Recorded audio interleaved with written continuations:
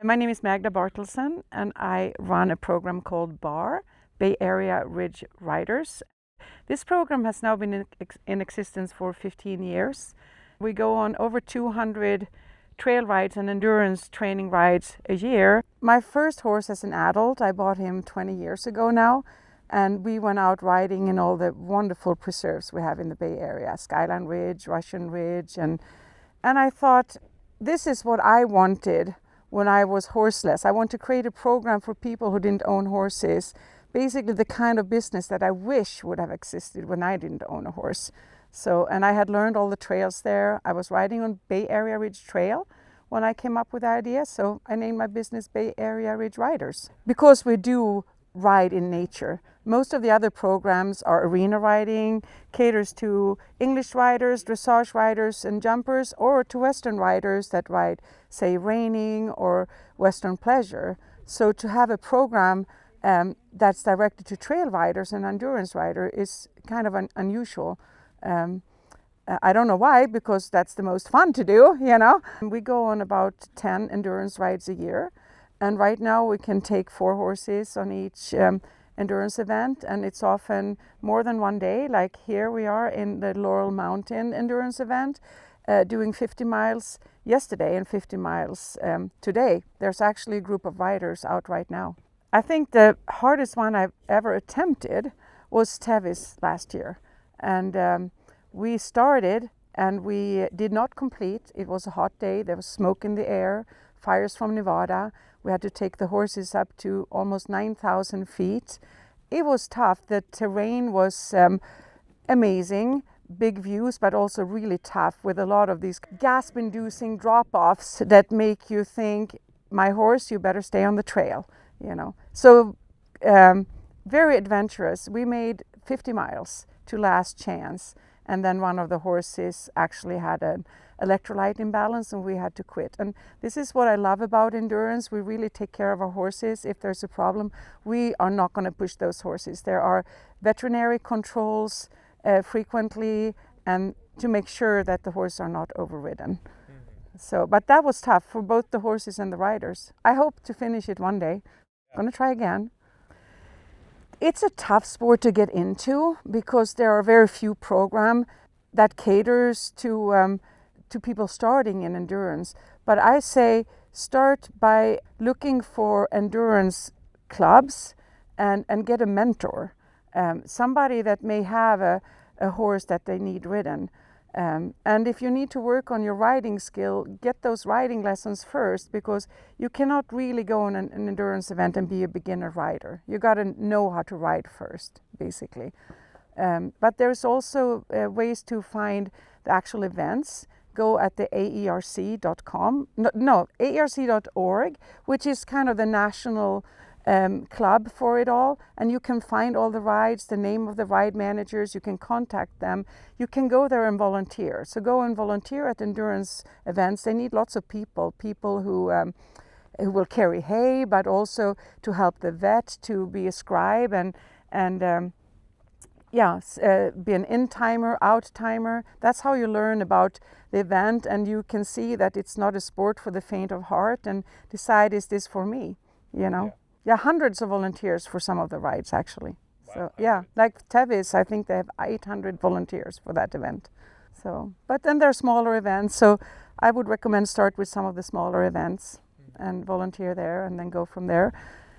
If you own a horse that you think can do endurance, you know, most horses, even if they're not Arabians, they can do an LD, a limited distance ride, 25 miles, and you can condition most horses that are, you know, that are decent athletes and with fairly good conformation, and get started there.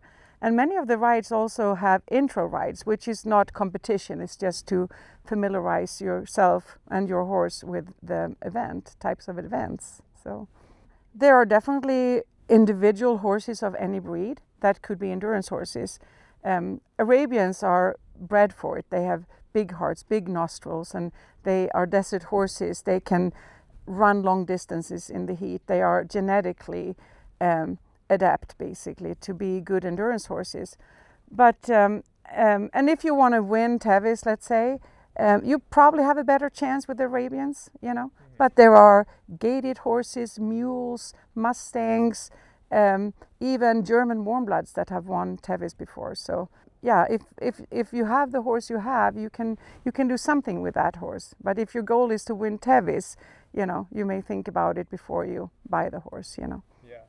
A lot of my horses are Mustangs. I have 5 Mustangs. 4 of them are endurance horses, and I get them from a trainer called Mark Montgomery, and he has a good eye for selecting Mustangs that are good for backcountry trail and also for endurance.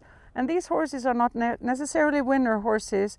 They are they get the job done, middle of the pack, and they are safe for most riders. So it's a good kind of starting setup. But I also adopt horses from a rescue called Love This Horse, and they have a lot of horses that were unlucky with their owners, is what I'm going to say, but still are good horses and can be really good athletes and competitors.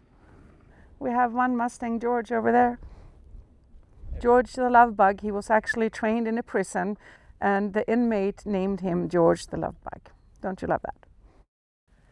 In BARR right now, he's not an endurance horse. My favorite horse, it's a gaited old Morgan that is too hot for endurance. I like him because he has he's very spirited, but I feel very safe on him because he's so brave. He doesn't spook. But out of the endurance horses, I want to say George the Love Bug. He's the one that I've done the most miles on, and he takes care of me. Except if there's cows around, then he might dump me. But yeah, every horse has something. There's no such thing as a perfect horse. You just got to know your horse, and train them, expose them to all the different situations. And I basically go into every situation, and the first thing is temperament.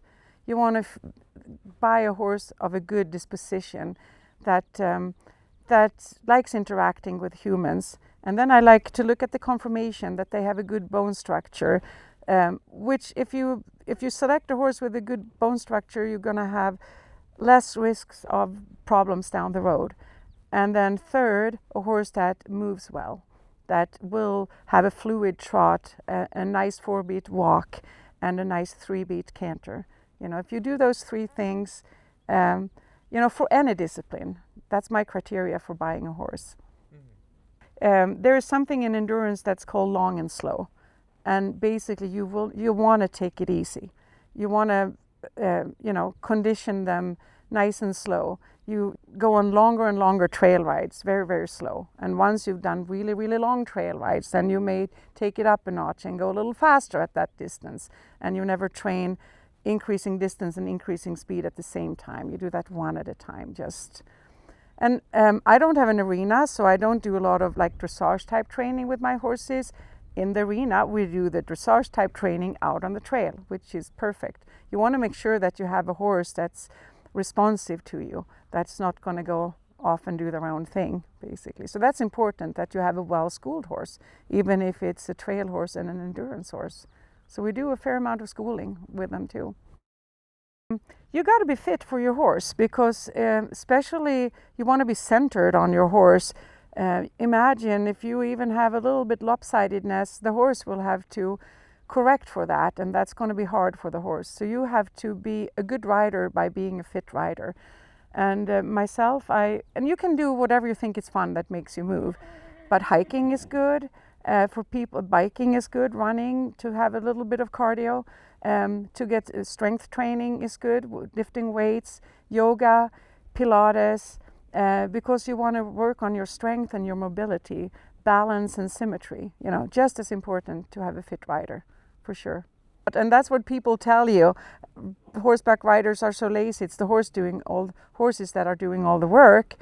But you gotta take care of your own balance and help the horse along, for sure. Probably the thing that I love the most about the sport is that you get to see so many geographical areas. Like right now we're in Ridgecrest in the desert, and we get to see a desert in bloom after a particularly wet winter. But the next ride we're going to do is going to be at the foothills of Sierras, and we're going to see a very full American river. And then next thing we're going to do is be up in the Sierras in the Tahoe National Forest, and we're going to see forests of cedar trees and really breathtaking views on higher elevations, you know. So endurance have taken me and my horses and all my riders on so many different places. So that's, I think, is basically the essence of endurance, to explore your surroundings on a horse.